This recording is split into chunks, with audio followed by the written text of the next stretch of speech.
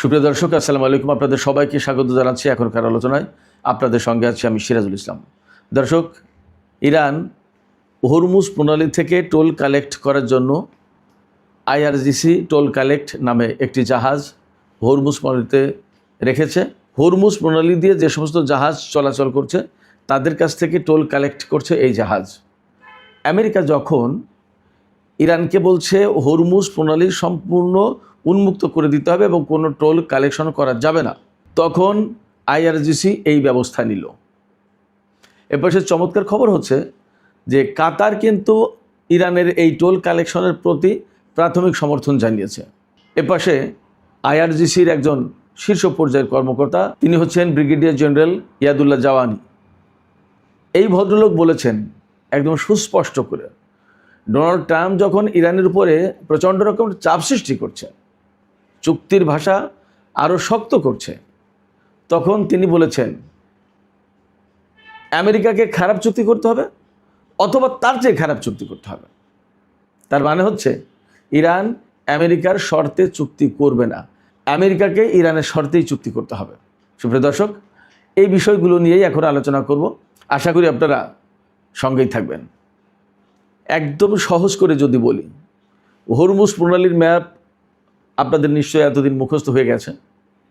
পারস্য উপসাগর থেকে তেল, গ্যাস বা অন্যান্য উপায় উপকরণ নিয়ে, পণ্য নিয়ে যে সমস্ত জাহাজ বের হবে, সেই সমস্ত জাহাজকে হরমুজ প্রণালী পার হয়ে আপনার ওমান সাগর, আরব সাগর, এগুলো পার হয়ে ভারত মহাসাগর দিয়ে যার যার গন্তব্যে যেতে হবে। হরমুজ প্রণালী ব্যবহার করে কোন কোন দেশ, আমি আজকে আপনাদের সবাইকে আরেকটু স্মরণ করে দিই, খেয়াল করে দিই। ইরান, ইরাক, কুয়েত, সৌদি আরব, কাতার, বাহরাইন, সংযুক্ত আরব আমিরাত এবং কখনো কখনো ওমান অল্পই ব্যবহার করে। ওমানের মূল কাজটা মূলত ওমান উপসাগর, ভারত মহাসাগর এই এরিয়াতেই চলে। তো এতগুলো দেশ এই হরমুজ প্রণালী ব্যবহার করে পণ্য পাঠায় বিভিন্ন দেশে। এখানে হরমুজ প্রণালী কন্ট্রোল যেহেতু করছে বা করবে ইরান এবং ওমান, তাহলে টোল দিতে হবে। এই দুই দেশ তো তাদের নিজেদের জায়গা, হরমুজ প্রণালী, এরা তো আর টোল দেবে না। বাদ বাকি টোল দিতে হবে ইরাক, কুয়েত, সৌদি আরব, বাহরাইন, কাতার, সংযুক্ত আরব আমিরাত, 6টা দেশকে। যাওয়ার পথেও টোল দিতে হবে, আসার পথেও টোল দিতে হয়তো বা। তো তাহলে বিপুল অঙ্কের টোল উঠবে।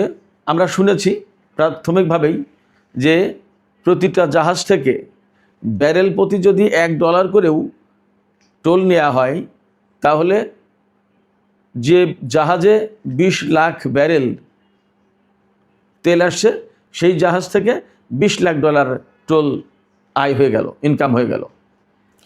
এইরকমভাবে প্রতিদিন যদি 50টা জাহাজ যায়, তাহলে প্রতিদিন $10 কোটি ইনকাম হয়ে গেল।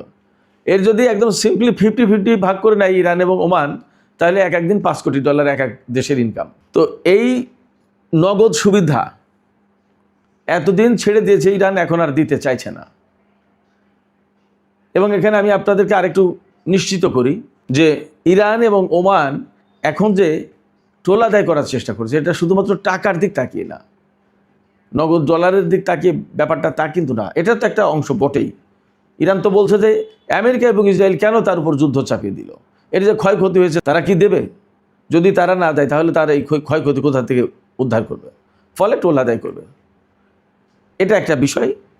এবং আরও প্রশ্ন হচ্ছে, উপসাগরীয় অঞ্চলের দেশগুলো তাদের তেল, গ্যাস পরিবহনের জন্য কেন এই টোল দেবে?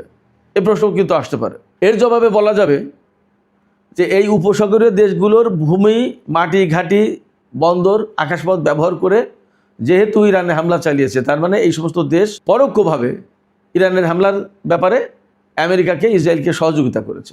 আর যেহেতু এরা সহযোগিতা করেছে, অতএব এদেরকেও ক্ষতিপূরণের অংশীদার হতে হবে। তো এটা তো গেল টাকার প্রশ্ন, টাকার এই টোল আদায়ের পক্ষে যুক্তি।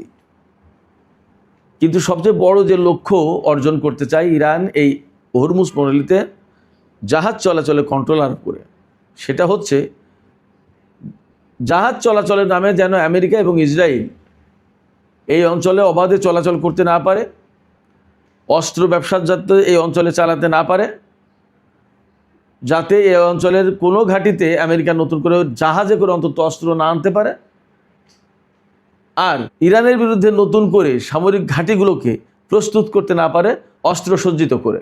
এই কারণে ইরান এই হরমুজ পল্লীতে টোল আদায় করতে চায়, প্লাস কন্ট্রোল করতে চায়। আমেরিকা এখানে কোনো মতেই রাজি না। আমরা 2-3 দিন আগে যে চুক্তির কথা শুনেছিলাম যে দুই পক্ষ সমঝোতায় পৌঁছেছে, এখন ডোনাল্ড ট্রাম্প সিগনেচার করলেই ফাইনাল হবে। ওই ফাইনালটা করতে পারেনি ইসরায়েলের চাপে, আমি আগেও বলেছি, এখনও বলছি, ইসরায়েলের চাপে এবং আমেরিকার ভেতরে যে সমস্ত যুদ্ধবাজ লোকজন আছে তাদের চাপে। ডোনাল্ড ট্রাম্প নিজেও চাইছে না এই চুক্তিতে সই করতে, কিন্তু তার সামনে চুক্তি করা ছাড়া কোনো উপায় নেই। কিন্তু যখন ইসরায়েল চরমভাবে তার উপরে চোখ রাঙানি দিচ্ছে, এই চোখ রাঙানি খেয়ে ডোনাল্ড ট্রাম্প কিন্তু আবার শক্ত হয়ে দাঁড়াচ্ছে এবং বলছে যে না না না, এইগুলো না করলে আমি ইরানের সাথে চুক্তি করব না। এইগুলো না করলে যে চুক্তি করবো না, সেইগুলোর ভিতরে 3টা জিনিস থাকছে। একটা হচ্ছে পরমাণু স্থাপন একদম বন্ধ করতে হবে, সমৃদ্ধ ইউরেনিয়াম আমেরিকার হাতে তুলে দিতে হবে, আর হরমুজ প্রণালী পুরোপুরি খুলে দিতে হবে, কোনো টোল আদায় করা যাবে না। আর ইরানের পক্ষ থেকে পরিষ্কার বক্তব্য হচ্ছে যে কোনো মতেই ইরান এই শর্তের একটাও মানবে না। এই জন্য আজকে ইরানের IRGCর শীর্ষ পর্যায়ের commander brigadier general Yadullah Jawaani তিনি বলেছেন ডোনাল্ড ট্রাম্পকে উদ্দেশ্য করে, ডোনাল্ড ট্রাম্পকে এখন দুটো পথ বেছে নিতে হবে, তার সামনে দুটো পথ খোলা আছে। একটা পথ হচ্ছে হয় খারাপ চুক্তি করা, আর না হয় তার চেয়ে আরও খারাপ চুক্তি করা। মানে এটাই এক ধরনের ডোনাল্ড ট্রাম্পকে খানিকটা হালকা করে ফেলা কথা দিয়ে, যে আপনি যে বলছেন যে আমি খারাপ চুক্তি করব না, কিন্তু আপনাকে খারাপ চুক্তিই করতে হবে, আর তা যদি না করতে চান তার চেয়ে আরও বেশি খারাপ চুক্তি করতে হবে। মানে কীরকম? ধরুন একজন ভিক্ষুক, কথার কথা, আমি জাস্ট উদাহরণ দিচ্ছি, আমি ছোটো করার জন্য কাউকে কিছু বলছি না। একজন ভিক্ষুককে আপনি 20 টাকা ভিক্ষা দিলেন। আজকাল অনেক ভিক্ষুক আছে না যে 5 টাকা 2 টাকা দিলে নিতে চায় না, তো 20 টাকা ভিক্ষা দিলে সে আপত্তি করলো। কথার কথা, আমি জাস্ট একটা এক্সাম্পল দিচ্ছি। আপনি সেখান থেকে বললেন আচ্ছা ঠিক আছে 20 টাকা আপত্তি নাও 15 টাকা, অর্থাৎ 5 টাকা কমিয়ে দিলেন। কথার কথা, ডোনাল্ড ট্রাম্পের ব্যাপারটা ঠিক এই রকম হচ্ছে। ইরান বলছে যে খারাপ চুক্তি করবে না, তো এর চেয়ে খারাপ চুক্তি করতে হবে। অর্থাৎ এখন যে সমস্ত টুকটাক ছাড় দিতে চেয়েছিল হয়তো তাও দেবে না। এখন প্রশ্ন হচ্ছে, অনেকের ভেতরে দ্বন্দ্ব সংশয়, তারা মনে করছে ইরান এরকম শক্ত কথা বলে টিকে থাকতে পারবে। হ্যাঁ, ইরানকে টিকে থাকতে হবে এবং ইরান টিকে থাকতে পারবে বলেই এই কথা বলছে। প্রথমত ইরানের হারাবার কিছু নেই এই অর্থে যে ইরানের যে যোদ্ধা, যারা সেনাবাহিনী, IRGC বা আরও যারা যুদ্ধের ময়দানে, তারা তো জীবনের মায়া করে না। তারা জানে যে লড়াই করতে হবে। কেন? দেশের জন্য, ইসলামী বিপ্লব রক্ষার জন্য এবং ইরানকে রক্ষার জন্য, ইরানের জনগণকে রক্ষার জন্য, ইরানের সম্মান রক্ষার জন্য। তো তাই যদি হয় তাহলে এইগুলো রক্ষার জন্য আমরা যখন লড়াই করব, তা লড়তে লড়তে যদি মারা যায় তো গেলাম, কিন্তু যদি জীবনে বাঁচার চিন্তাই করি তাহলে তো প্রাণপণ লড়াই করা যাবে না। এটা তাদের ফিলিংস।